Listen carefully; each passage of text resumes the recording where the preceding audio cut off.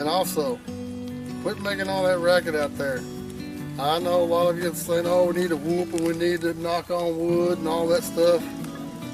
But Kenny said in one of the videos that if you're in your house amongst all your family, you know all the voices around you. And all of a sudden somebody comes in your house, starts talking, you know right away that's not part of your family. I mean, you can go out there and whoop and knock on wood. The only way I would do that is if I heard something, a Bigfoot calling off in the distance or a knock. That's the only way I would do it. I wouldn't go out there in the woods and start doing all that.